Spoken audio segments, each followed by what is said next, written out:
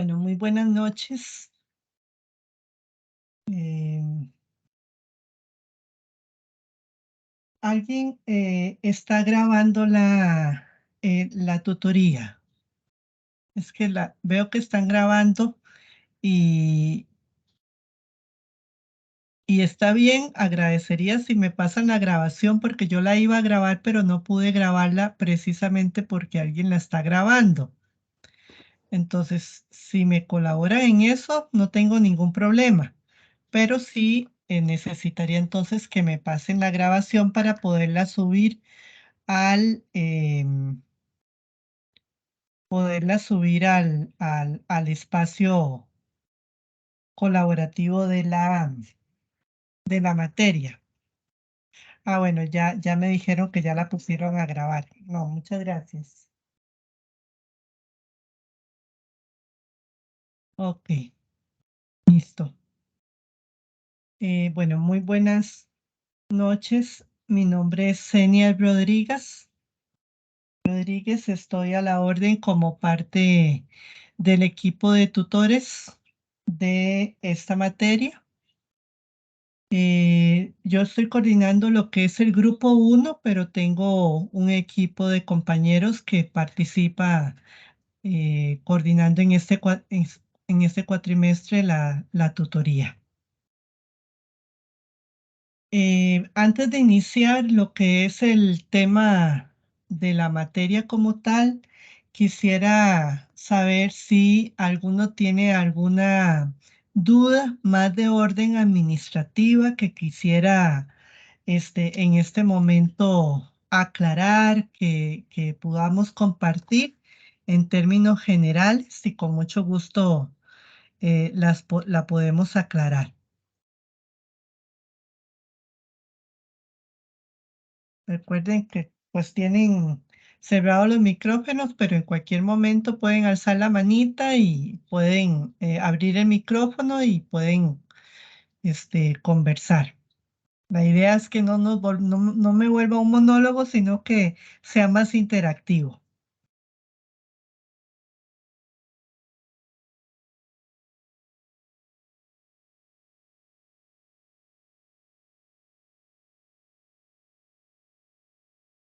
Bueno, nada más ahora tuve una consulta, ahora sí, por medio del chat de dudas de la materia, que dado que la primera tarea es un mapa conceptual, que si había que poner bibliografía.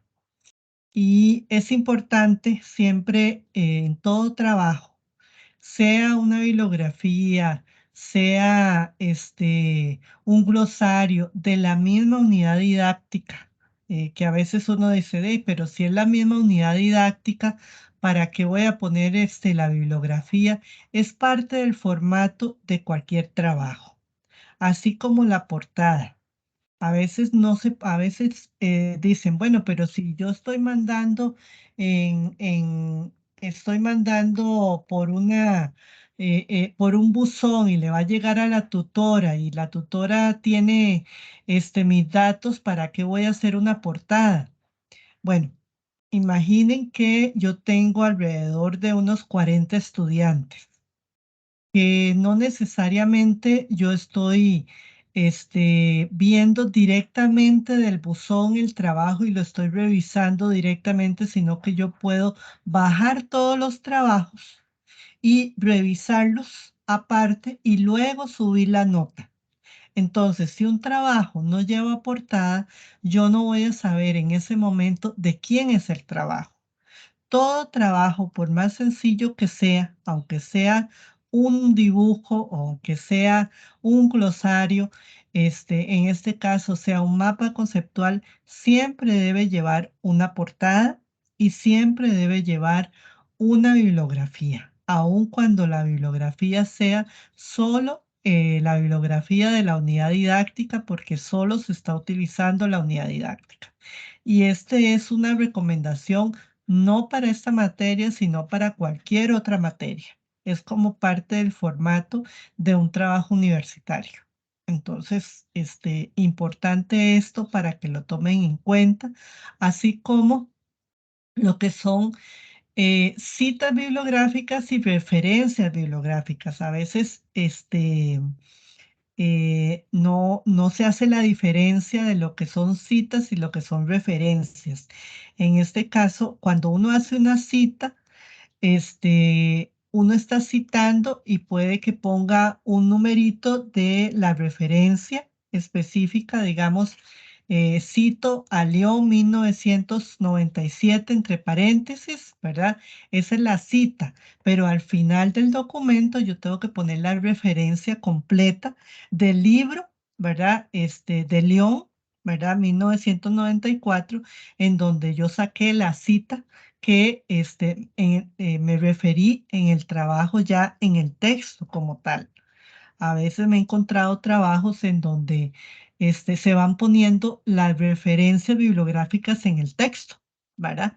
O se ponen abajo del pie de página, cuando en realidad la cita es algo que va dentro de la lectura fluida del documento. Por ejemplo, cuando estamos haciendo una investigación, y al final del documento, en la bibliografía, es donde yo pongo todas las referencias bibliográficas. Entonces, una cita es algo cortito en donde yo estoy haciendo la referencia de de algo que dijo un autor, y otra cosa es cuando ya pongo la bibliografía, que es el de dónde saqué esa cita, ¿verdad? El otro elemento muy importante que siempre hacemos énfasis es que cuando hacer la diferencia de lo que yo digo, ¿verdad? Como autora de un texto y lo que dicen otros, ¿verdad? A veces nos encontramos textos completos que dicen otras personas como si fueran propias. Y ustedes y me dicen, bueno, pero nosotros pusimos la referencia. No, o sea, si eso lo dice un autor, yo lo tengo que poner entre comillas o parafraseando tal autor, y ahí viene la cita de ese autor, y luego yo sigo hablando, ¿verdad? O describiendo o explicando lo que ese autor señala, ¿verdad? Pero tengo que ser claramente diferente qué es lo que dice el autor y qué es lo que digo yo, ¿verdad? O sea, no basta con que yo en un texto al final ponga la bibliografía y no haya hecho diferencia en el texto de qué es lo que dice el autor y qué es lo que digo yo, porque eso se puede interpretar como plagio, ¿verdad? Yo tengo que hacer una clara diferencia entre lo que yo digo y lo que dice el autor. Eso es muy importante, eso en todos las orientaciones se les hace ver, ¿verdad? La importancia sobre todo en los documentos de investigación, porque lamentablemente a veces, se les pone una referencia de tema y busca en internet el tema, y así como viene en internet, así copian en una investigación los textos completos, y eso es totalmente irregular, es plagio, ¿verdad? Literal, y está normado como tal y es todo un fraude, ¿verdad? Entonces hay que tener muchísimo cuidado.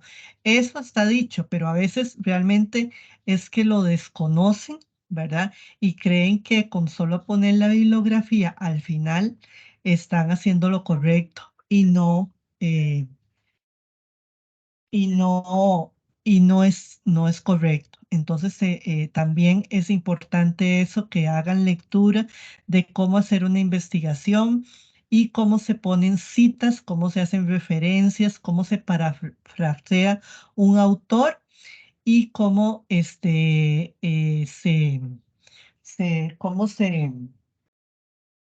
cómo se redacta un documento en donde tenemos que agregar referencias de autores, y hacer trabajos donde nosotros agregamos nuestras propias interpretaciones o desarrollamos lo que otros autores nos dicen al respecto. Esto lo hago en términos generales porque es un tema que siempre es recurrente y es importante porque en esta materia también van a tener que llevar a cabo investigaciones También tenemos el tema de trabajos grupales y aquí otro elemento importante, ustedes van a encontrarse foros dentro de los trabajos de trabajos grupales en donde ahí es donde tienen que interactuar, en donde tienen que trazar, por así decirlo, toda la organización del trabajo. ¿Qué significa eso? Donde se pongan de acuerdo, o sea, ese es el chat, ¿verdad? En donde ustedes se ponen de acuerdo, donde suben los trabajos que cada uno aporta, donde pueden organizar el trabajo que están realizando de forma grupal, ¿verdad? Donde pueden intercambiar información y donde se va a ver que se trabajó de forma grupal. A veces se ha dado el tema de que alguno de los compañeros al final, en los últimos 3 días es cuando entra y compañeros, ¿cómo les ayudo para participar? No, los últimos 3 días ya el trabajo prácticamente está listo. Entonces ya esa persona no participó en el grupo y los otros compañeros tienen el derecho a decirle, no, compañero, ya usted no participó en el grupo, ya el trabajo está listo, queda fuera del trabajo en equipo, pero ellos van a decir, no es justo, me están dejando afuera. No, eso se explicita dentro de ese trabajo grupal y el tutor tomará la decisión en ese momento, pero producto de esa dinámica que uno puede ver dentro de ese foro. El tema es que la mayoría de las veces se organizan por medio del WhatsApp, en donde no tiene el WhatsApp, no tiene ninguna validez probatoria para nosotros de que no hubo organización o hubo organización. Para nosotros no es válido lo que se escriba por medio de un WhatsApp y es el medio que comúnmente utilizan.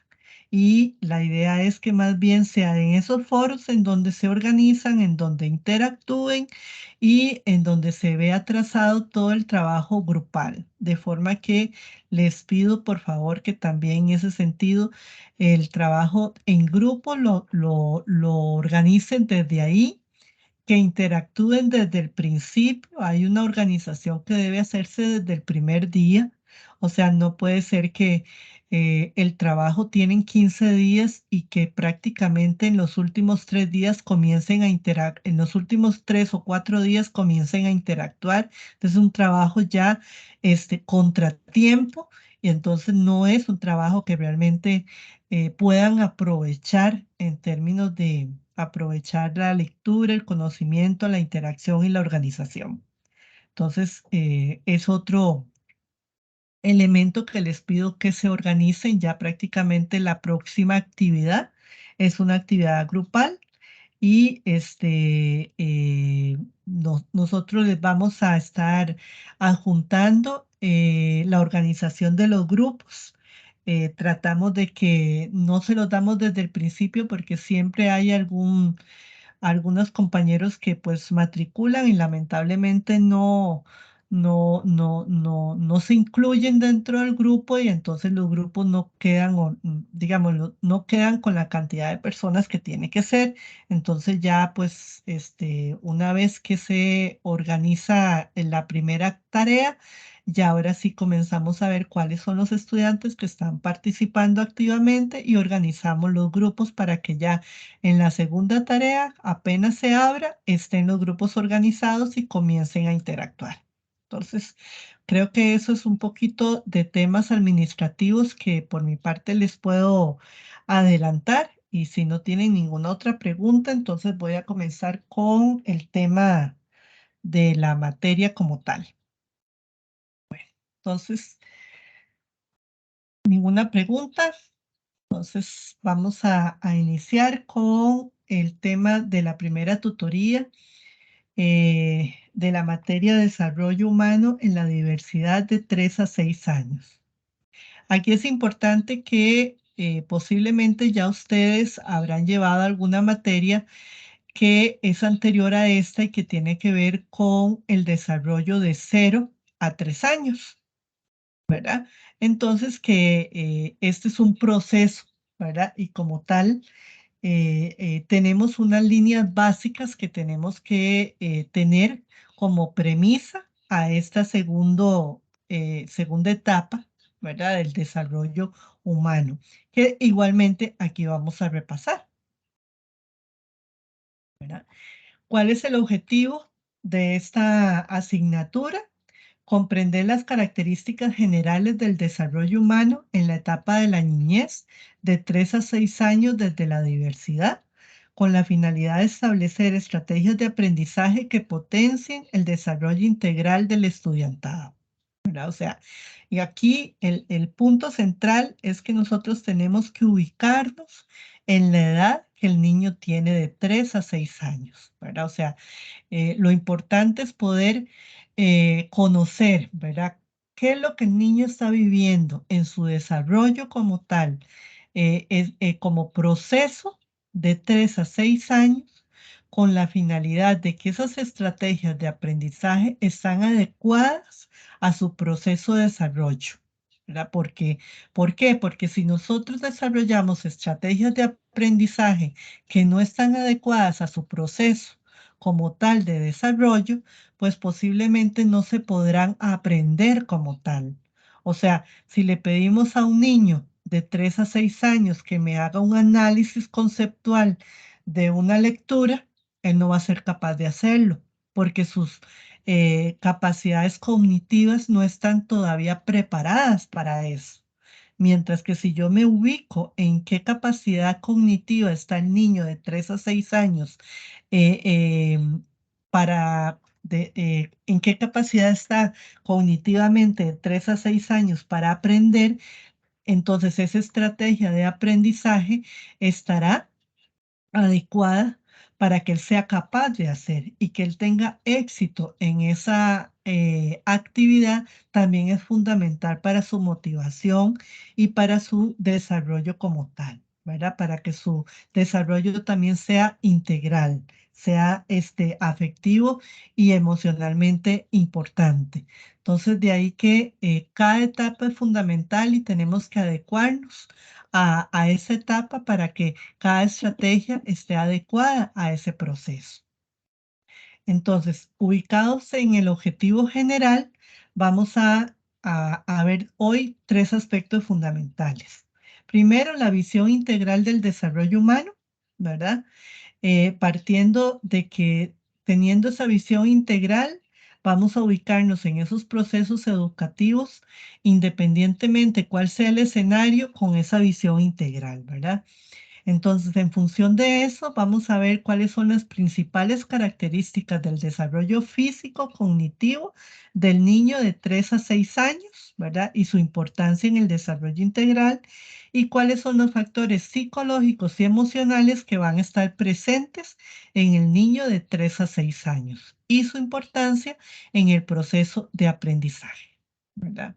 Ya de ahí tenemos dos elementos fundamentales para hablar de un desarrollo integral. Aspecto físico, cognitivo y aspectos psicológicos, emocionales, ¿verdad? O sea, uno no es más importante que el otro, ¿verdad? O sea, tenemos siempre que estar viendo esos tres componentes, el componente físico, el componente cognitivo que va de la mano, junto con el psicológico emocional, ¿verdad? Entonces, la primera unidad, y aquí es una unidad de repaso, la unidad introductoria, porque en realidad el capítulo 1 ya empieza en el aspecto de desarrollo físico, pero la unidad introductoria es la que me habla como del componente general, ¿verdad? Nos habla de que el desarrollo individual es un proceso de crecimiento, ¿verdad? Y de contexto, ¿verdad? O sea, no podemos hablar de que el niño así solito, ¿verdad? Nada más crece independientemente del contexto en que se encuentra. No, hay un contexto que va a influir en ese proceso de crecimiento, ¿verdad? En los diferentes periodos de vida. ¿verdad? Por eso vamos a encontrar niños que dependiendo de ese contexto, unos van a ser más claritos, otros más oscuritos, unos más altos, otros más gorditos, otros más, o sea, todas esas características también se van a ver mediados por ese contexto que va haciendo, ¿verdad? Que el niño se vaya moldeando, ¿verdad? De acuerdo a esas necesidades que va requiriendo. ¿Verdad? Igual a esas necesidades de sobrevivencia como tal, ¿verdad? O sea, no es lo mismo un niño en un contexto social, con necesidades sociales precarias, ¿verdad? O sea, de sobrevivencia y de subsistencia, muy altas, a otro niño con condiciones distintas, ¿verdad? O sea, uno puede ver, por ejemplo, que a veces uno se asombra, ¿verdad? De ver un niño, cómo es capaz de moverse y de andar en la calle y de sobrevivir ante ciertas cosas, por necesidad, ¿verdad? Frente a otro niño que tiene unas grandes condiciones sociales y que más bien le cuesta muchas cosas, ¿verdad? Pero eso tiene que ver posiblemente porque el otro por una gran necesidad tiene que moverse y tiene que hacer lo que sea para salir adelante, mientras que el otro lo tiene todo mucho más cerca, ¿verdad? No quiere decir que uno sea mejor que el otro, pero, ¿verdad? El contexto va a moldear esas condiciones. También el contexto, ¿verdad? Va a hacer que un niño de repente, el la mismo ambiente, ¿verdad? Ya en términos de temperatura y todo, hace que el color de su piel sea oscurita para que se pueda, defender de los rayos solares, mientras que otro, ¿verdad? Haga que, sea tan poco la luz que llega que, su color es pálido, ¿verdad? Súper blanco y demás, ¿verdad? Porque los rayos solares nunca le llegan, ¿verdad? Entonces, todos esos elementos van haciendo que vayan moldeando ciertas características en cuanto al crecimiento y en cuanto a su, morfología como tal, ¿verdad? Entonces, son elementos que hay que ir considerando. Por eso no todos van teniendo características exactamente iguales, ¿verdad? Y esas hay que irlas considerando de acuerdo al contexto, ¿verdad? Por eso inclusive hay ciertas medidas que hay que irlas modificando de acuerdo a las condiciones, si son europeas, si son latinoamericanas, si es suramericano, si es centroamericano, ¿verdad? Porque dependiendo del contexto también hay que modificar el peso y la talla, por ejemplo, se van modificando de acuerdo al lugar en donde, ciertas segmentaciones, de acuerdo al lugar, por ejemplo, ¿verdad? Entonces, el desarrollo físico, cuando hablamos de desarrollo físico, estamos hablando de aspectos físicos, biológicos, neurológicos, ¿verdad? Que implica el establecimiento también de hábitos asociados al cuerpo, ¿verdad? De ahí que vienen todos los elementos, aspectos de alimentación, ¿verdad? Fundamentales para que estos aspectos se garanticen, ¿verdad? Y se vayan, dando, ¿verdad? Naturalmente, pero, necesarios, ¿verdad? Para que su desarrollo vaya siendo posible, ¿verdad? O sea, hábitos, decimos, el niño requiere tres, mínimo tres, em, comidas al día, ¿verdad? De 3 a 6 comidas al día. ¿Para qué? Para que tenga los nutrientes necesarios, requiere ciertos tipos de alimentos, ¿verdad? Necesarios para qué? Para que garantice los nutrientes fundamentales que ayuden a garantizar ese crecimiento que él necesita para su fortalecimiento a nivel físico, biológico y por tanto neurológico, que están directamente asociados. A nivel, eso va a garantizar entonces también el desarrollo cognitivo, ¿verdad? Y como tal lingüístico. ¿verdad? ¿Qué significa esto? Que es necesario considerar los cambios en las capacidades mentales que incluye el proceso de aprendizaje, memoria, comprensión, área del lenguaje y sus diferentes componentes, ¿verdad? O sea, aquí es donde va a entrar y más adelante vamos a ver todo lo que Piaget, ¿verdad? Nos va a explicar alrededor del desarrollo cognitivo, ¿verdad? Que se va dando de acuerdo al desarrollo físico y neurológico que el niño va desarrollando y con ello las capacidades cognitivas que le permiten el proceso de aprendizaje, ¿verdad? Y la comprensión, ¿verdad? Del contexto y de su entorno, ¿verdad? Y finalmente los procesos de aprendizaje, ¿verdad? De la mano, ¿verdad? Pero no como un tercer elemento, ¿verdad? A- Asociado a esto, el desarrollo socioemocional, ¿verdad? Y aquí todo lo que tiene que ver con las relaciones interpersonales, el estado emocional de las personas y su interacción con la cultura.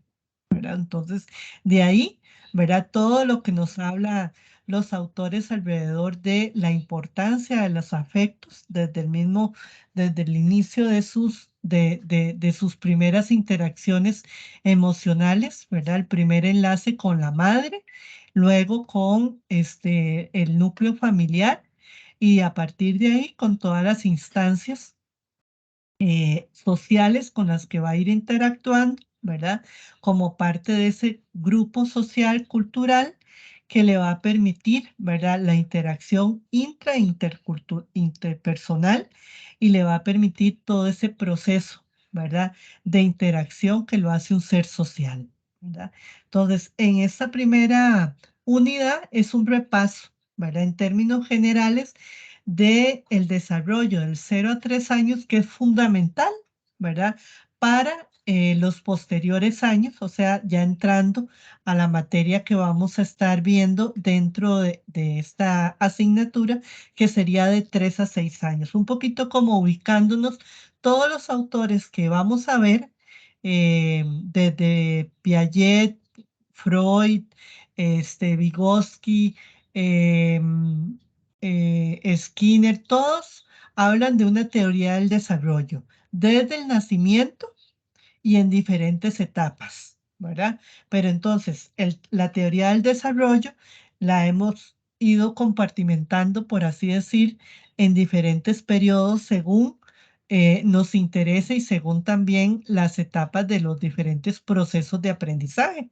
Entonces, la primera etapa de 0 a 3 años, esta es de 3 a 6 años y posteriormente vamos a ver de ya lo que tiene que ver con el niño en edad escolar y lo que es posteriormente la adolescencia y la edad adulta, ¿verdad? Entonces son las diferentes etapas del desarrollo y del proceso de aprendizaje y estos son los que ahorita nos vamos a enfocar en esta etapa. Em, Nada más aquí vamos a abrir una ventanita. Me están haciendo la pregunta que si la tarea 2 y la 3 son para la misma fecha. Eh, Son de la misma unidad. Una tarea es grupal y la otra es individual, ¿verdad? Entonces aquí, creo que cierran en la misma fecha. Tengo que ver, ahorita tal vez cerramos el tema, pero son de la misma unidad. Una se entrega grupal y otra se entrega individual. Algo importante aquí nada más para acotar sobre esa observación, cuando se hacen las tareas grupales solo se entrega una tarea por grupo. Y recuerden, en las tareas grupales se ponen en la portada, muy importante, todos los participantes del grupo, ¿verdad? Porque uno se guía por eso para poderles poner la nota a cada uno de los participantes. Si alguno se nos queda fuera, pues de repente no podemos saber de qué grupo es, ¿verdad? Si nos quedó afuera, será por algo. Entonces eso es importante porque se entrega solo una tarea por grupo. La primera tarea y la segunda sí es individual y cada uno tendrá que entregarle. Eh, Sobre la primera tarea, dice, no tuve ninguna pregunta, me está preguntando que si abarqué alguna consulta sobre la primera tarea. Nadie me hizo consulta sobre la primera tarea. Es un mapa conceptual, ¿verdad? Em,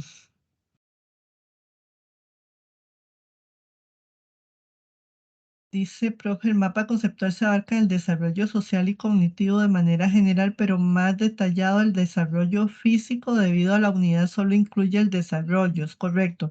Si es más específico la primera unidad, el desarrollo físico, ¿verdad? Sin embargo, ahora, nada más voy a terminar con la materia y ahora repasamos específicamente las indicaciones.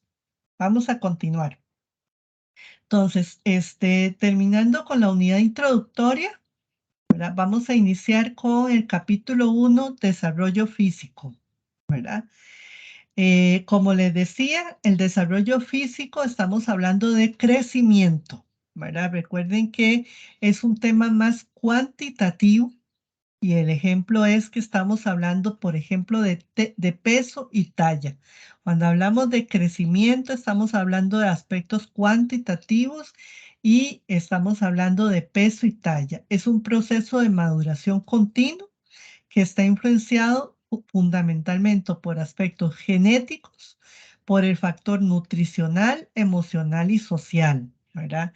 Aun cuando estemos hablando de un aspecto cuantitativo, recuerden que lo emocional y social siempre va a estar mediando, ¿verdad? O sea, no es solo que yo le dé la comida y ya, garantizado que va a crecer. No, recuerden la importancia del afecto, ¿verdad? Y en eso Volvi nos habla, ¿verdad?, de la importancia de la madre dándole de comer, ¿verdad? En la primera infancia, pero aún en esta segunda etapa, el alimento, ¿verdad? Es un momento de atención, ¿verdad? Y aquí siempre hay que llamar la atención más en estos tiempos en el que, este, hay muchísimos distractores. Yo a veces veo como en un restaurante está la mamá, con el chiquito con la comida y lo que hace nada más es ponerle el teléfono. Yo sigo comiendo y que el chiquito vea el teléfono y yo digo, ¿y cuándo le da de comer al chiquito, verdad? O sea, el espacio de la comida es fundamental, ¿verdad? Y es asociar el afecto con la comida, ¿verdad? O sea, que el niño sienta esa nutrición afectiva también con el alimento. Ya después, si esto no se asocia, ahí es donde vienen muchos otros problemas, porque entonces, lo que asocio más bien con la comida es un malestar, es un no querer, es un llamar la atención con el no comer, ¿verdad? Entonces, a pesar de que, lo físico o el crecimiento, es nutrición, siempre tenemos que asociarlo con aspectos emocionales y sociales y es importante porque muchos de los problemas que posteriormente, y aquí la teoría de Freud también nos va a hablar, ¿verdad? Que hay un elemento que posteriormente lo podemos ver, muchos de los aspectos emocionales a veces se ven traducidos en aspectos de alimentación y por eso no podemos separar el aspecto nutricional de lo emocional también, ¿verdad? Otro de los elementos importantes que tienen que ver con el desarrollo físico es el desarrollo motor, ¿verdad? O sea, ¿qué asociamos con desarrollo físico? Desarrollo motor, que tiene que ver con características como la motora gruesa y motora fina. Acuérdense que estamos hablando de un periodo importantísimo, 3 a 6 años, ¿verdad? O sea, donde el niño está tomando su autonomía, se está levantando, está aprendiendo a caminar, está aprendiendo a moverse, está aprendiendo a tener dominio de su entorno, ¿verdad? Entonces, está cada vez asumiendo, ¿verdad? Características más complejas o dominio de su entorno más complejo y en ese sentido, ese dominio motor es súper importante. Ahí vuelvo otra vez con otra crítica. Nosotros hemos sustituido ese periodo, ¿verdad? Por juegos cada vez menos motores, ¿verdad? O sea, el teléfono, el juego de los dedos, ¿verdad? Con una pantalla, ¿verdad? ¿Y qué pasa con eso? Que entonces el niño es más digital y menos motor, menos dominio del cuerpo. ¿Y qué pasa con eso? Que posteriormente es una persona o un niño que tiene menos dominio de su cuerpo, menos control motor. Entonces puede tender a ser una persona que se caiga más, que tenga menos control de su entorno en ese sentido, ¿verdad? Y aunque las labores posteriormente sean más sedentarias, tampoco esa es la idea, ¿verdad? Recordemos la teoría del constructivismo, que vamos desde lo más, este, general hasta lo más específico. Entonces, en la medida en que yo tenga mayor dominio de mi entorno, después puedo ir a lo más específico, más particular, ¿verdad? Pero si aquí comenzamos como al revés, entonces cuando yo tengo necesidad de un mayor dominio del entorno, no lo voy a poder tener. Y de repente, esa es una hipótesis, uno puede decir, de repente, ¿por qué puede que se dé a veces mayor accidentabilidad de los jóvenes? A lo mejor es menos dominio espacial, a lo mejor es menos dominio de una motora gruesa, ¿verdad? Y del entorno, porque son chicos que han crecido en lugares mucho más estáticos, con menos dominio del entorno. Entonces, no sustituyamos, ¿verdad? Esos espacios de desarrollo de la motora gruesa fina en esas etapas tan importantes por por juegos y cosas que minimicen ese espacio, ¿verdad? Es una etapa de dominio de sí mismo y de su ambiente, mismo que debe ser estimulado y por lo tanto los adultos deben generar múltiples actividades que les permitan dicho desarrollo, ¿verdad? O sea, está en nosotros, maestros, padres de familia, el poder desarrollar esos espacios, no sustituirlos, sino más bien fomentar, ¿verdad? Todo lo que son esos espacios de estimulación primaria, ¿verdad? Para que ellos puedan, para poder garantizar, ¿verdad? Todo ese dominio motor fundamental, ¿verdad? Para actividades posteriores, ¿verdad? Posteriormente viene el tercer elemento y vean que esto es como sumando, ¿verdad? Una cosa viene con la otra, ¿verdad? Entonces, el tercer elemento es el desarrollo perceptual y lo que es la lateralidad. Entonces, aquí viene el funcionamiento de los sentidos, ¿verdad? El desarrollo de la vista, el oído, el gusto, el olfato, el tacto, lo que es la parte perceptual, ¿verdad? La organización de datos sensoriales y por lo tanto la toma de conciencia de los objetos, en donde le atribuimos consistencia y cualidades, ¿verdad? Y donde se va dando, ya se va presentando lo que es la lateralidad, ¿verdad?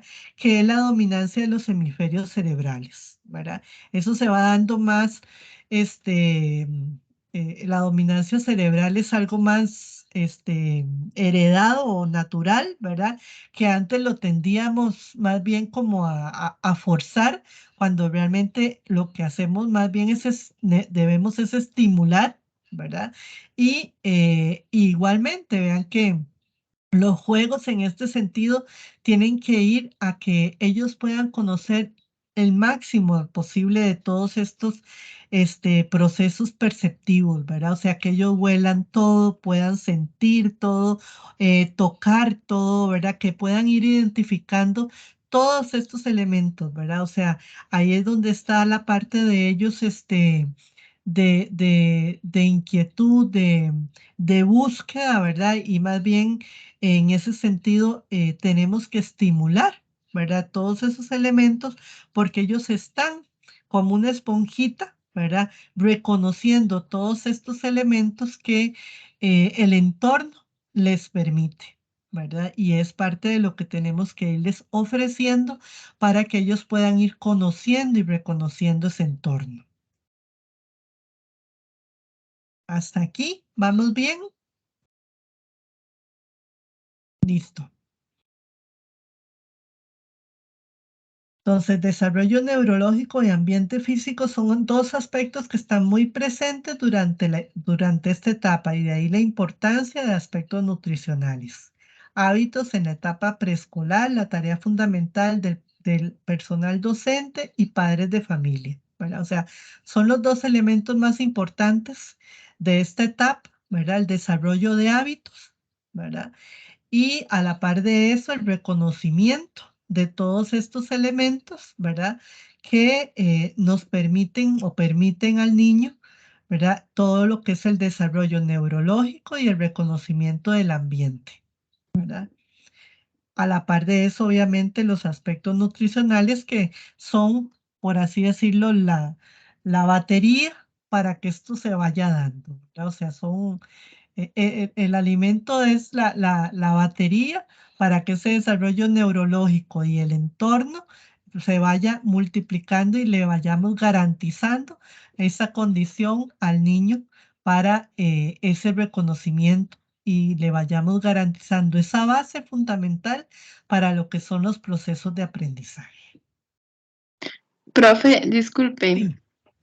verás que es que a mí no me quedó muy claro ese el desarrollo neurológico. Disculpe la ignorancia. No, el desarrollo neurológico, o sea, es que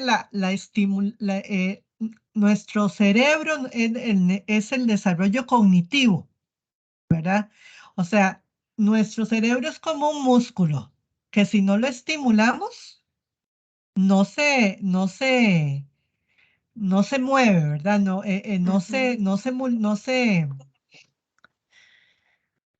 no se fortalece, ¿verdad? Entonces, en la medida en que nosotros le ponemos estímulos, como es el ambiente, ¿verdad? Para Ujú. que éste se comience a estimular y comience a fortalecerse, no se va a ver enriquecido, ¿verdad? Ah, Entonces, ok. en ese sentido, la nutrición es fundamental, pero si no le damos ese estímulo para que estas neuronas se nos vayan estimulando, por ejemplo, la música es un elemento estimulador fundamental para que nuestras neuronas se comiencen a conectar, ¿verdad? Para que nuestros hemisferios, el hemisferio derecho e izquierdo, el racional y el creativo, comiencen a moverse, ¿verdad? A conectarse en ese sentido.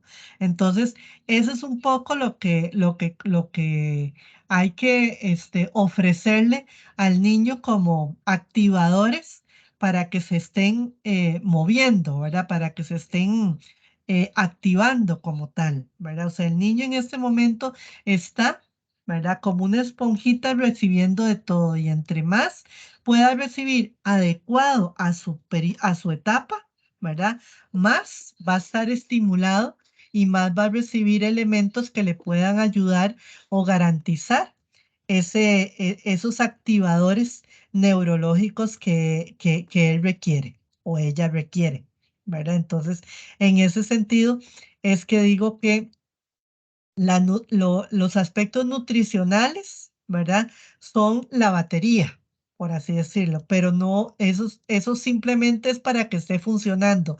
El otro elemento, ¿verdad? Son esos activadores externos, ¿verdad?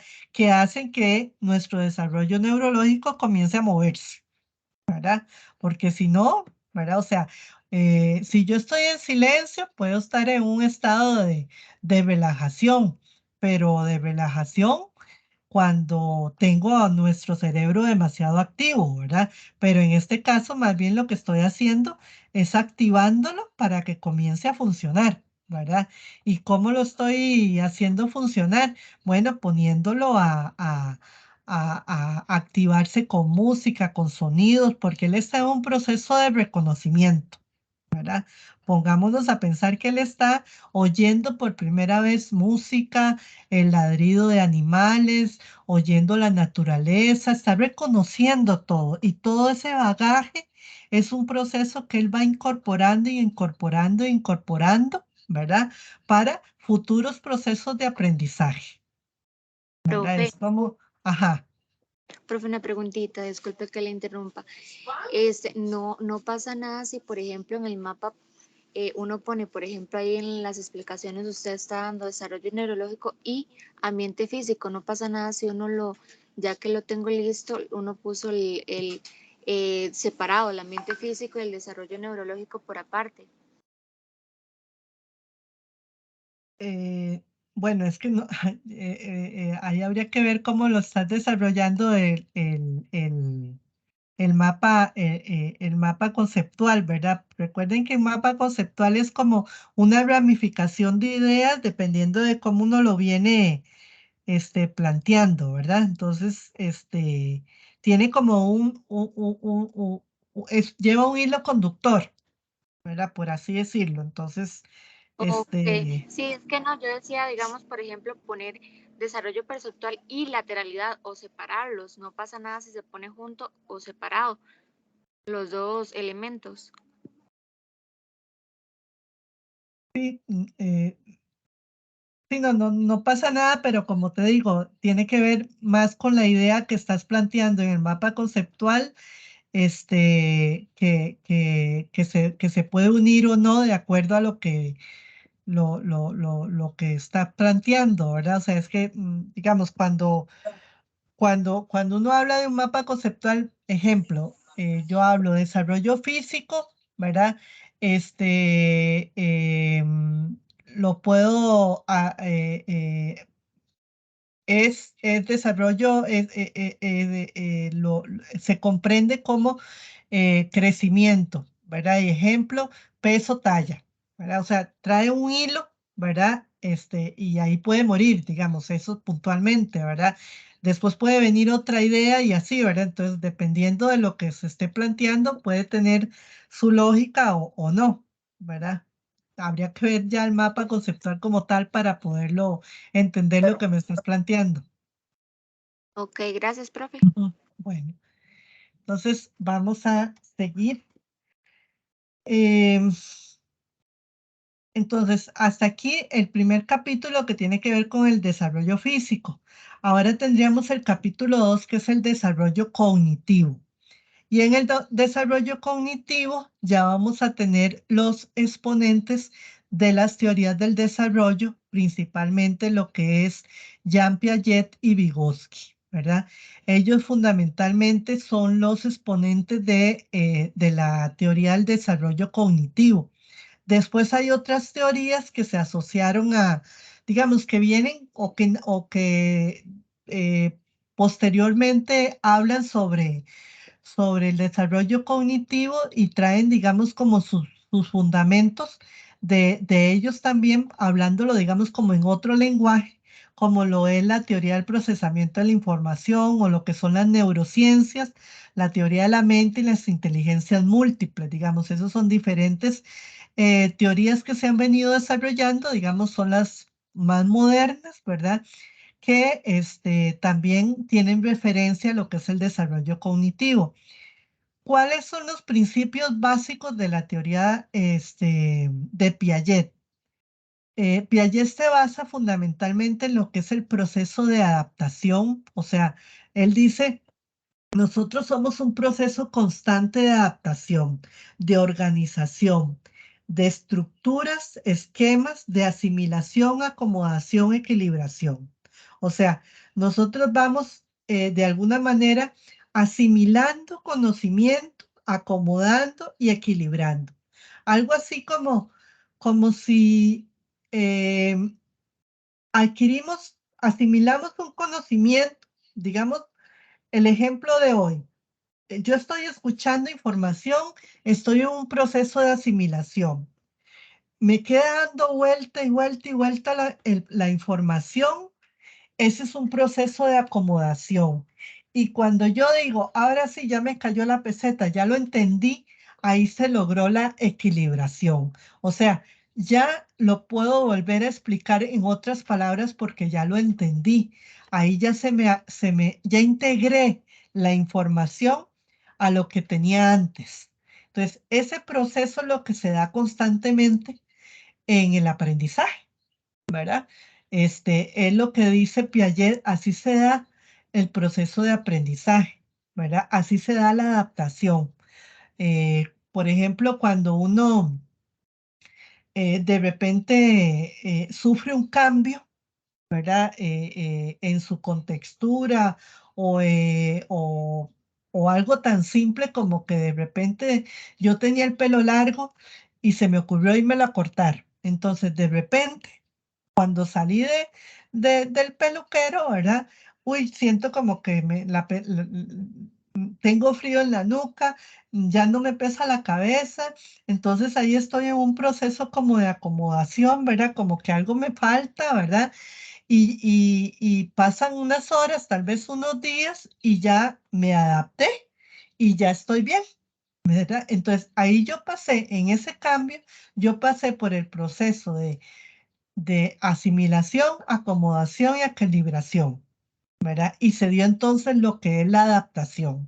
Ya me organicé a un nuevo entorno, ¿verdad? Es lo que él llama el proceso de nuevas estructuras, ¿verdad? Y él lo explica así, de forma que desde el proceso de desarrollo cognitivo, él habla de diferentes etapas. Habla de varias etapas, sin embargo, aquí nos vamos a quedar como estamos hablando de la etapa de 3 a 6 años, repasamos la etapa sensoromotriz, que es la etapa de 0 a 3 años. Y ubiquémonos en el niño de 0 a 3 años. Sensoromotriz está apenas en la parte de sensorial motriz, no hay lenguaje y es muy concreto, ¿verdad?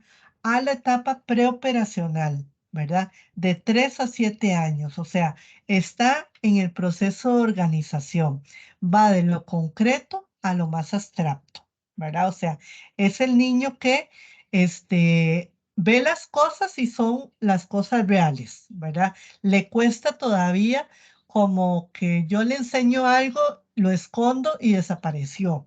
Ya posteriormente, el niño es capaz de que yo le enseño algo, lo escondo y él es capaz de irlo a buscar por detrás a ver dónde es que lo encontré, ¿verdad? Porque ya él sabe que eso no desapareció, en alguna parte está, ¿verdad? Ese es un poco el proceso y ese es el proceso cognitivo que ahora les hablaba, que el niño también va en proceso de desarrollo, ¿verdad? Esa es la etapa que Piaget habla del proceso de desarrollo cognitivo que se va dando de 3 a 6 años. ¿Y por qué es importante entender este proceso de desarrollo? Porque imagínense ustedes en una escuela con niños de preescolar, ¿verdad? Ustedes tienen que hacer dinámicas o actividades de aprendizaje adecuadas a la etapa de desarrollo cognitivo en el que ellos están, ¿verdad? O sea, si es un niño de 0 a 3 años, ustedes tienen que hacer actividades muy concretas, ¿verdad? En donde ellos ven los cubitos y ellos ven las cosas y ahí están, ¿verdad? Luego, si el niño es de 3 a 7 años, ya pueden ser actividades un poco más abstractas, ¿verdad? Aquella en donde yo le meto el cubito en un cubo, o puede de repente ir y meterlo en el recuadro buscando el que es un cubito con el cubito, o sea, ya él tiene una capacidad más allá de lo concreto de comenzar a asociar y de esa manera sí va el desarrollo cognitivo. Piaget tuvo sus críticas en cuanto a su proceso de desarrollo de la teoría. Decía, sus críticos decían que sus cambios en cuanto a los periodos no eran tan cualitativamente distintos, ¿verdad? O sea, que se mezclaban entre sí, ¿verdad?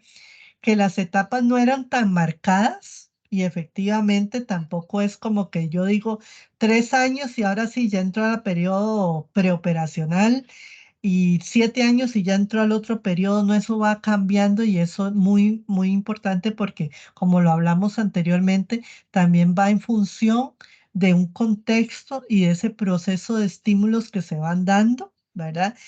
Que algunas tareas pueden darse antes de lo indicado según la teoría, eso mismo, ¿verdad?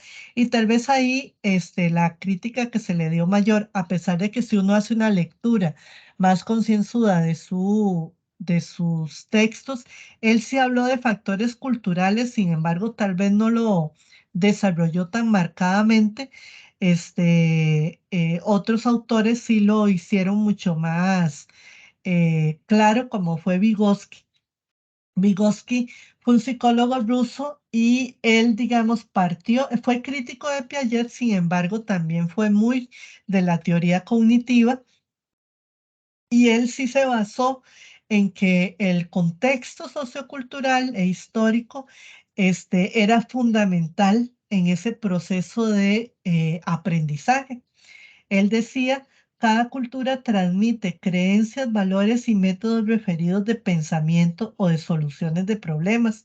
O sea, son parte de los procesos de adaptación intelectual a cada generación, por lo cual la cultura propia le enseña a los niños y niñas qué pensar y cómo hacerlo.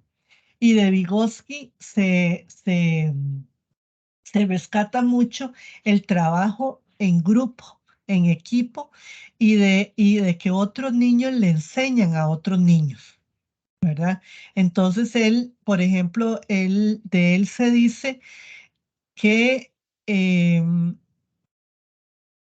lenguaje, o sea, que el niño, hay un niño que aprende más rápido y él con su propio lenguaje es capaz de enseñarle más fácil a otros niños que el mismo docente. Entonces, él rescata mucho eso, ¿verdad? De que son los otros niños los que le enseñan a los otros niños, ¿verdad? Y tal vez uno puede recordar la experiencia siempre de que uno siempre se acercaba a otro compañero y uno le dice, ¿vos entendiste lo que el profesor le explicó? Y el otro le dice, sí, yo sí entendí, vos me podrías volver a explicar.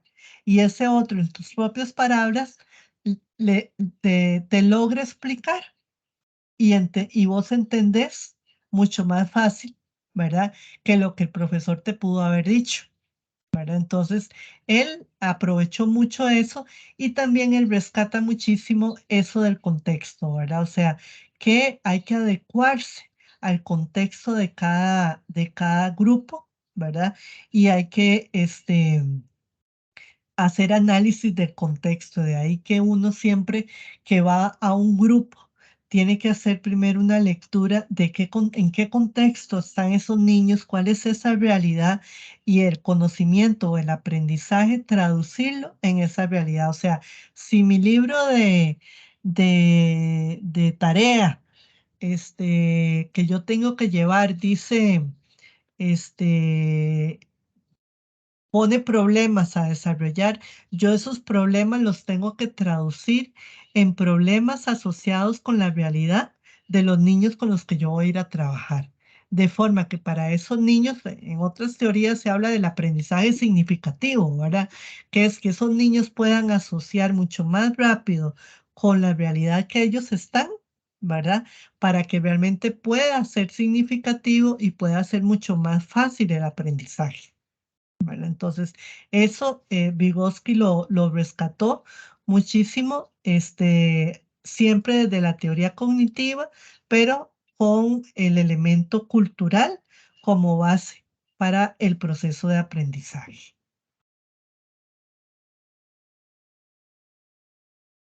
Entonces, el concepto más conocido de Vygotsky es la zona de desarrollo próximo. Dice la habilidad que se requiere, que requiere apoyo del adulto para adquirirse.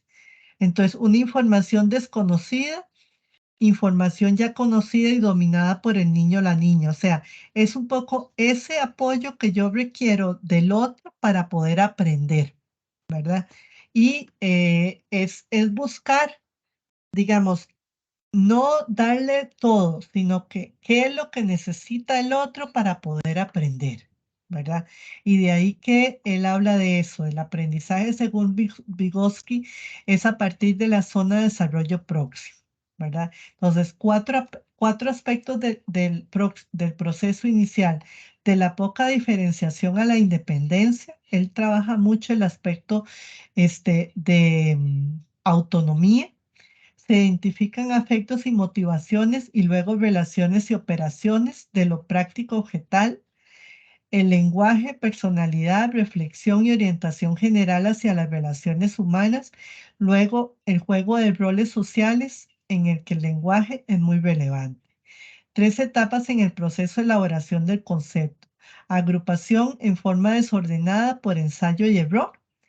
Van logrando construir agrupaciones basadas en rasgos concretos y categorizaciones, el logro de construcción de conceptos por medio de análisis y luego de síntesis. Entonces, él trabaja mucho lo que es el agrupamiento, ¿verdad? Lo que es lo semejante, ¿verdad?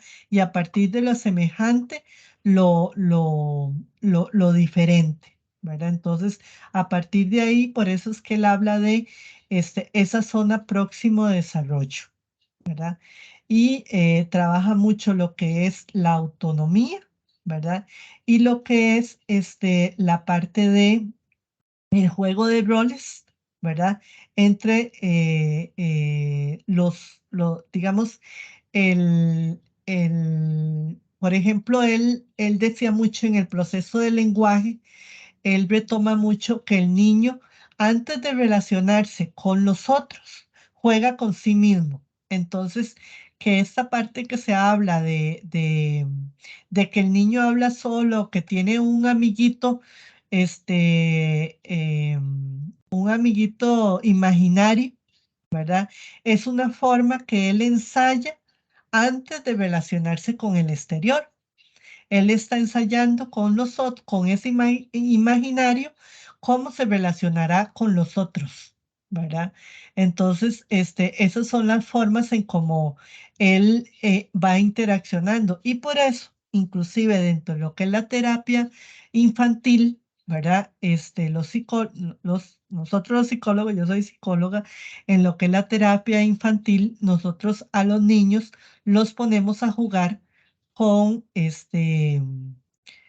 con juguetes y a interaccionar con ellos, porque desde esa interacción refleja mucho cómo ellos interaccionan con el entorno, ¿verdad? La forma en cómo ellos interaccionan con sus juguetes es la forma en cómo ellos muchas veces reflejan la interacción con su entorno, ¿verdad? Cómo ellos se están sintiendo o qué están reflejando de las interacciones en el entorno, ¿verdad? Entonces, es un poco desde esta relación que se pueden trabajar o se puede comprender cómo el niño está viviendo esa interacción.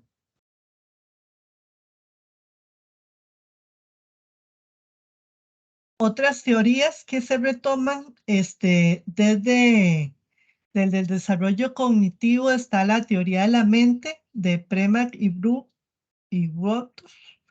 Ellos señalan que las características están solamente en los seres humanos, que la teoría de la mente es solo de los seres humanos, que se tiene una habilidad que permite, digamos, que la teoría de la mente es solo de los seres humanos, que solo los seres humanos permite predecir y explicar comportamientos de los demás a partir de sus propias motivaciones internas y que solo existe la habilidad heterocognitiva, es un intento de conocer lo que el otro o las otras personas creen o desean.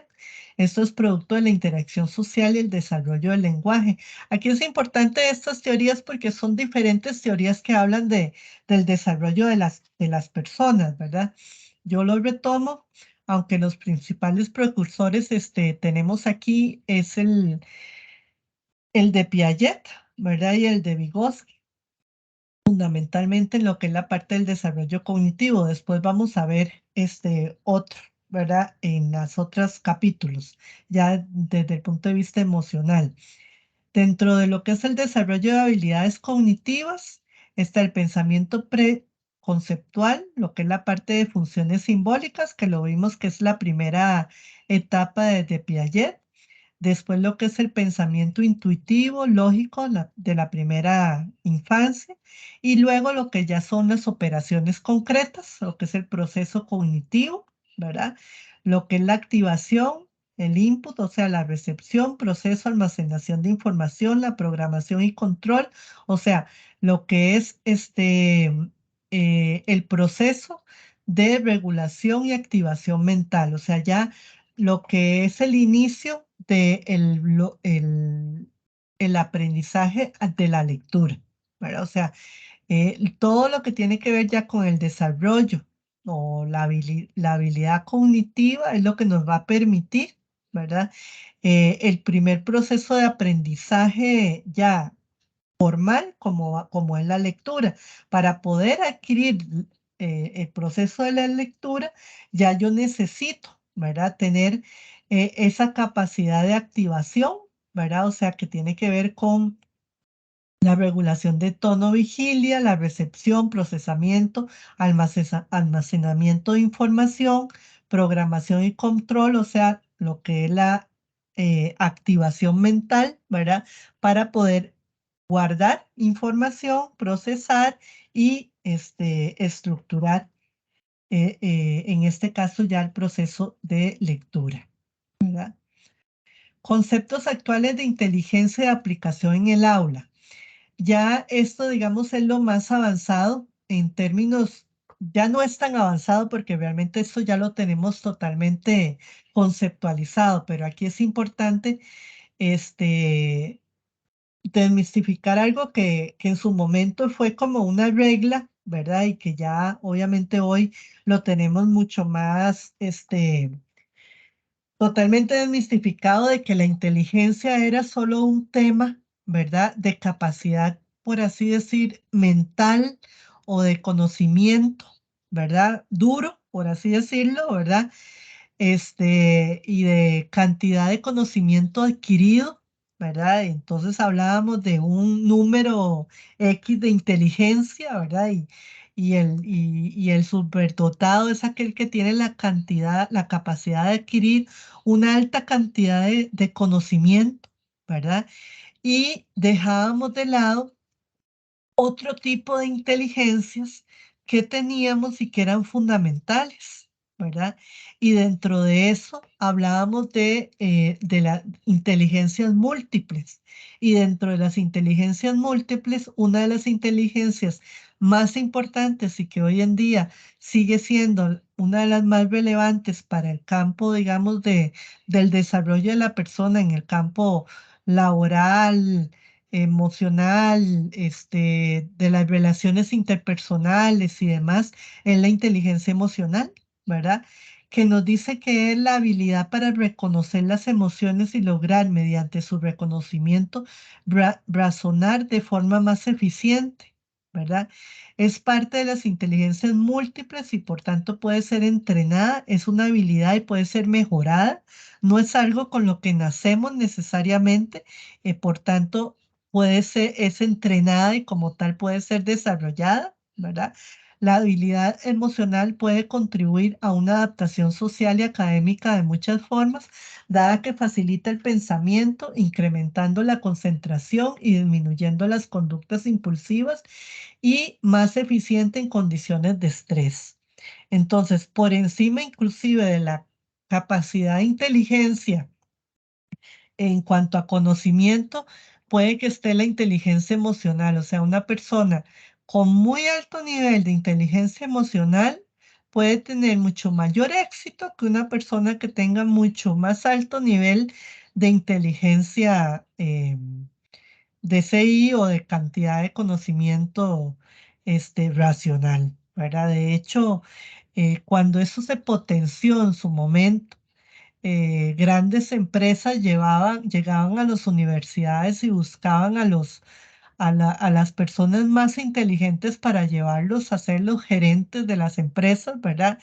Y algunos llevaron las empresas a quiebra, porque eran personas que no eran inteligentes emocionalmente y para manejar una empresa, ¿verdad? por más conocimiento que tuvieran, era la inteligencia emocional lo que puede llevar a una empresa a ser exitosa, porque finalmente para manejar una empresa hay que ser emocionalmente alto para manejar a las personas, que son las que llevan a una empresa a un éxito, ¿verdad? Entonces, hoy más bien, cuando hablamos de inteligencia emocional, ¿verdad? Hablamos de esas personas que Coleman, ¿verdad? Es el que habla de que una empresa lo que busca son personas inteligentes emocionalmente, con una inteligencia emocional sobresaliente, ¿verdad? Y esto igualmente se tiene que potenciar desde la primera infancia, ¿verdad? Entonces, ¿cómo potenciamos la inteligencia emocional desde la primera infancia? Precisamente desarrollando esa capacidad de socialización, esa capacidad de reconocer las emociones, de manejar las emociones, de reconocer en mí mis emociones y las del otro, ¿verdad? Y de poderlas manejar, ¿verdad? Y eso es algo que no es fácil, y lamentablemente, inclusive dentro de esta situación de pandemia que hemos vivido durante estos 2, 3 años casi, hemos perdido esa práctica. Y el ejemplo está en lo que ha pasado en el regreso a clases, ¿verdad? Que los niños no aprendieron ese proceso que es progresivo también, ¿verdad? Entonces volvieron de repente a las escuelas y no saben cómo relacionarse con los otros, ¿verdad? Entonces, en el primer conflicto, la frustración se impuso y el golpe es la forma en cómo logran mediar, ¿verdad?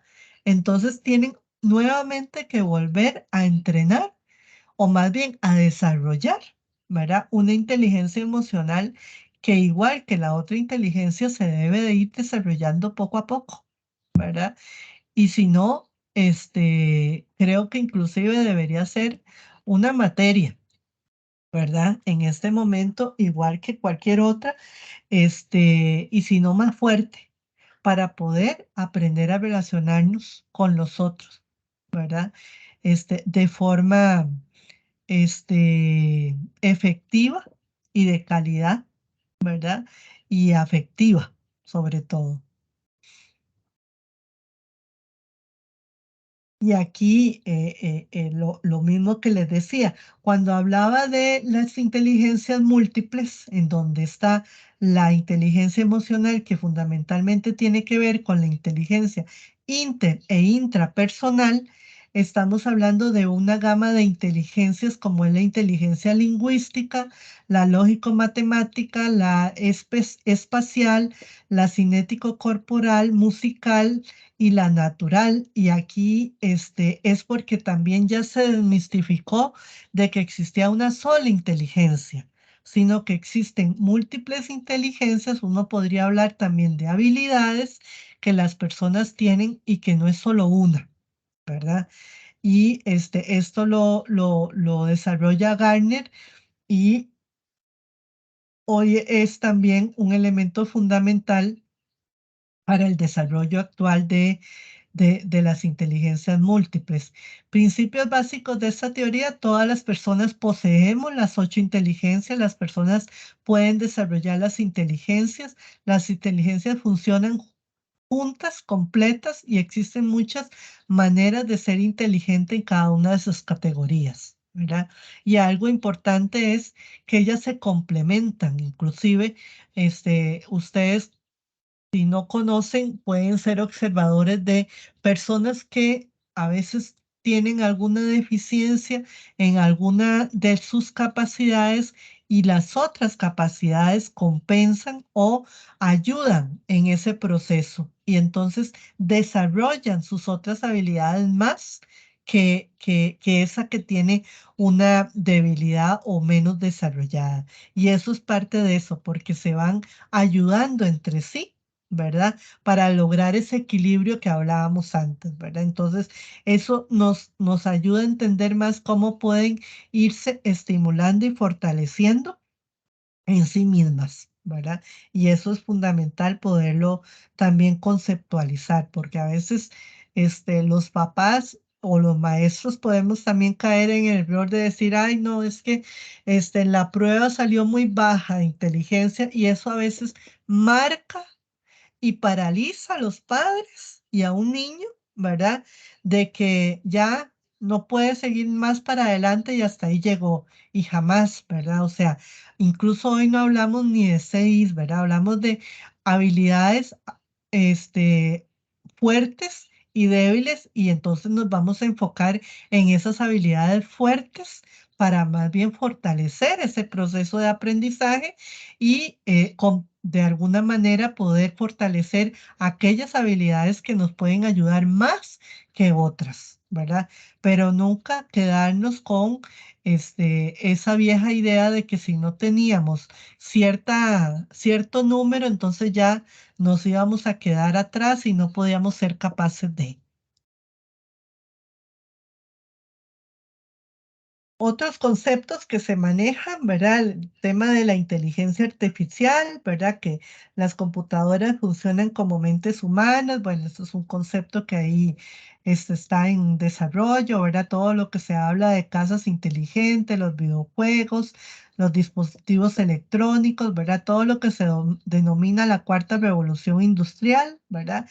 Y todo lo que tiene que ver con el manejo de las TIC, ¿verdad? Las TIC, ¿verdad? Que aquí lo importante es sensibilizar sobre la importancia que estos tienen para ayudar, pero nunca, ¿verdad? Que sean la sustitución ni que sean el fin último como tal, ¿verdad? Que nunca necesario el cuidado que deben de tener el uso de las tecnologías, ¿verdad? Tenemos suficiente información de todo lo que puede, de todos los riesgos que pueden tener las TIC hoy en día para los niños, ¿verdad? Y nunca sustituirlo, ¿verdad? Como ese medio de aprendizaje único, porque como ya hemos visto en todo este proceso, ¿verdad?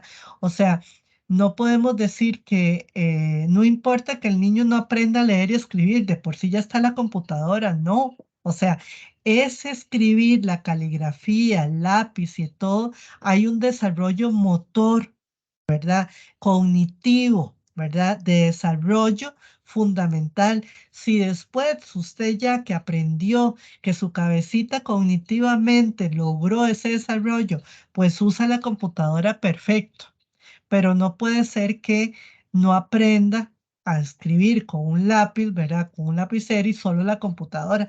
¿Qué tal si no llega a tener una computadora? Entonces no sabe leer y escribir o algo así como la calculadora, que no sepa, si no tiene calculadora multiplicar, ¿verdad? Tenemos que poner las cabecitas a funcionar, ¿verdad? Y una vez que la cabecita logra funcionar perfectamente, pues nos ayudamos por rapidez con la tecnología, pero nunca sustituir la tecnología por nuestra cabecita, ¿verdad? Y eso es fundamental en los procesos básicos de desarrollo del niño, ¿verdad? O sea, porque nunca en la parte analítica, ¿verdad? De pensamiento, la podemos poner a sustituir en una computadora o una máquina, ¿verdad? El ser humano debe seguir siendo el único capaz de hacer ese análisis ante las cosas y ante la realidad de nuestro entorno. Y para eso, necesitamos garantizar esas bases, ¿verdad? Y eso lo logramos en esta etapa precisamente del desarrollo, ¿verdad? En esta etapa se garantizan las bases. Posteriormente tendremos toda la tecnología que nos ayude a todo ese proceso, pero nosotros manejando, siendo capaces de manejar el proceso, ¿verdad? No que el proceso nos maneje a nosotros. Finalmente tenemos el capítulo 3, desarrollo social, ¿verdad? Y aquí es el desarrollo de socialización, ¿verdad? El proceso socioemocional, ¿verdad? Todo lo que tiene que ver con la transmisión, ¿verdad? Del proceso de socialización, todo lo que es la parte de los valores, ¿verdad? Lo que es en la parte de el bagaje sociocultural, ¿verdad? Emocional, ¿verdad? Todo lo que implica el proceso de, de socialización en términos de un aprendizaje guiado y de participación grupal. Y aquí tenemos el ámbito educativo, el ámbito de relaciones entre iguales, el ámbito de los medios de comunicación, o sea, todos los ámbitos que participan en ese proceso, ¿verdad? ¿Qué habilidades están mediadas dentro de lo que son las habilidades sociales? El comportamiento como tal, ¿verdad? Que se va a ir moldeando, ¿verdad? Y que permite que el individuo pueda desempeñarse en el proceso, en el contexto interpersonal, ¿verdad? Que va a permitir que pueda relacionarse con los otros, ¿verdad? Que pueda desarrollar relaciones emocionales, que pueda opinar, que pueda relacionarse con adultos, ¿verdad? Y dar soluciones a problemas interpersonales, ¿verdad? Es el establecimiento de relaciones entre pares, o sea, de ser capaz de relacionarse con otros, ¿verdad? En ese sentido. Y esta es una etapa fundamental, de los 3 a los 6 años es donde comienzan a interactuar con los otros, ¿verdad? Con sus iguales, ¿verdad? De ahí su importancia de una formación guiada en ese sentido, ya el jardín, digamos, de niños, uno ideal hubiera sido el parque, la comunidad, ¿verdad? Pero ya ahora esos entornos son distintos, ¿verdad? Y lo mejor es que sea un espacio guiado, controlado, en donde realmente existe un espacio orientado, ¿verdad? Para que realmente esté con sus iguales y pueda ser de calidad, en donde realmente pueda darse el abordaje adecuado de conflictos, ¿verdad? Es una etapa de desarrollo moral de la primera infancia, ¿verdad? En donde se logra ir incorporando lo que es el tema de valores, normas propias, ¿verdad? ¿Qué es lo correcto, lo incorrecto, ¿verdad? Y ahí ya se va vinculando lo que es el tema de la ética, ¿verdad? Y donde se comienza a incorporar lo que es el juicio moral, la conducta moral, las emociones, ¿verdad? Y todo esto va a ir dependiendo del desarrollo cognitivo de la persona. O sea, está asociado directamente también a la capacidad del niño, ¿verdad? De comprender, ¿verdad? Y eso obviamente volvemos otra vez al tema de la capacidad que tiene el niño de comprender cognitivamente y tenemos que adecuarlo a esa realidad, ¿verdad? Otro tema que está asociado a, a, a esta etapa tiene que ver con la sexualidad y el género es una etapa de descubrimiento y aquí lo importante es que la educación sexual es una responsabilidad tanto de la familia como del ámbito educativo, ¿verdad? Que partimos de que el género es un proceso de construcción tanto de factores biológicos, familiares, sociales, ¿verdad? Que la identidad sexual es un tema de vivencia, ¿verdad? De diferente a lo que es el sexo masculino femenino, ¿verdad? Que existen diferentes enfoques, tanto biológico, evolutivo, psicoanalítico, de aprendizaje social, cognitivo y de socialización, ¿verdad? Que debe existir una sensibilización a los maestros respecto a las diferencias, sentido de equidad en donde todas las personas somos iguales y que la sexualidad es un concepto desde el nacimiento, es natural y debe manejarse según las necesidades del niño, ¿verdad? Aquí lo importante es esto, que igual como lo hemos dicho anteriormente, es un tema de qué es lo que el niño nos está pidiendo, ¿verdad? ¿Qué es lo que el niño está preguntando? ¿Qué es lo que el niño está requiriendo? ¿Verdad? Y en ese sentido, tener una apertura, tener una claridad, qué es lo que yo pienso como maestro también, ¿verdad? Y en ese sentido, ser claros de lo que yo pienso y la responsabilidad que tengo en cuanto a la conceptualización y en cuanto a lo que yo voy a orientar con respecto al tema.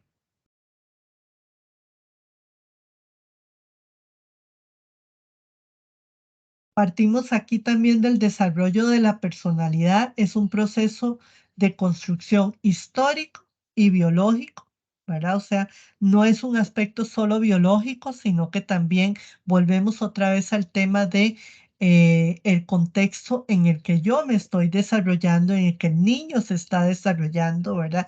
Hay una historia que lo marca como tal, ¿verdad? Hay una familia, hay una serie de situaciones que están mediando ese proceso de desarrollo y que van a hablar de quién es él en esa sociedad, en esa familia, en ese contexto, qué pasó en ese proceso de desarrollo, que dice quién es él, ¿verdad? Entonces, todos esos elementos hablan del desarrollo de la personalidad y es importante poderlos tomar en cuenta, ¿verdad?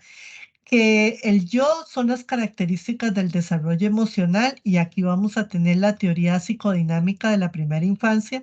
Tenemos a Freud que habla sobre todo sobre el desarrollo sexual del niño y a Erickson que habla sobre el desarrollo socioemocional, cultural también del desarrollo humano.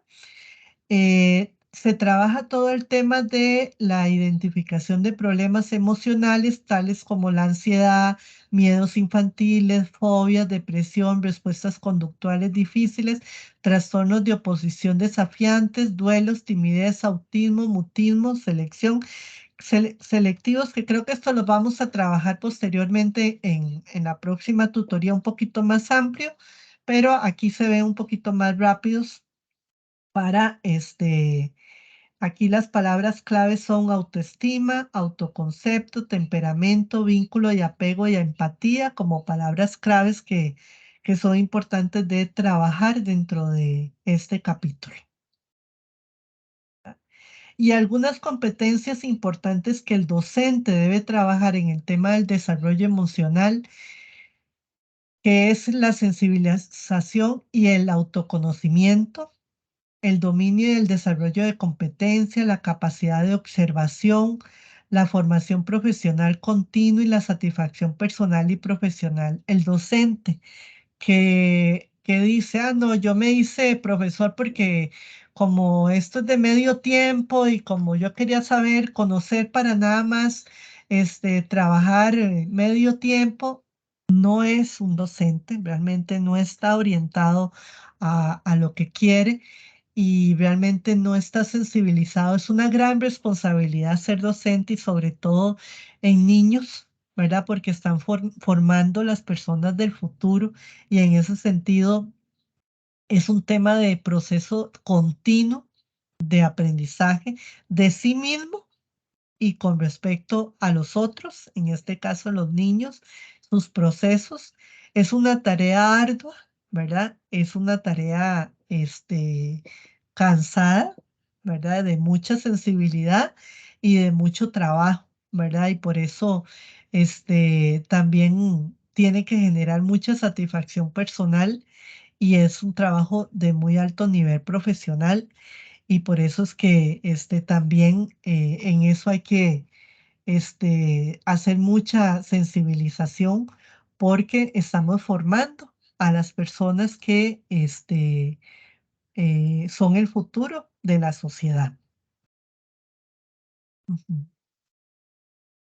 Bueno, y aquí cierro con esta frase muy importante. Un docente es una figura paterna o materna que modela y deja una huella. ¿Cuál huella quiere dejar usted en sus futuros estudiantes? ¿Verdad? Con esto cerramos. La idea es esto. Hoy iniciamos este cuatrimestre. Yo sé que siempre los cuatrimestres se nos van volando y la idea es poder disfrutar de ellos. Estamos en un proceso de constante aprendizaje y espero que lo puedan aprovechar al máximo.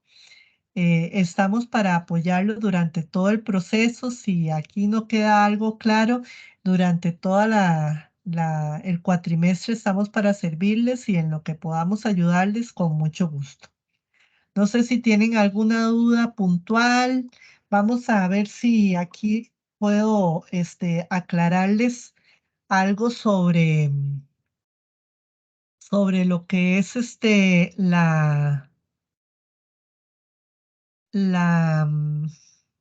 vamos a ver,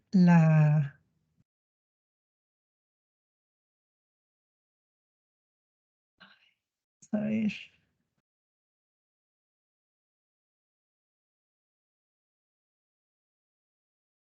la tutoría, la tarea.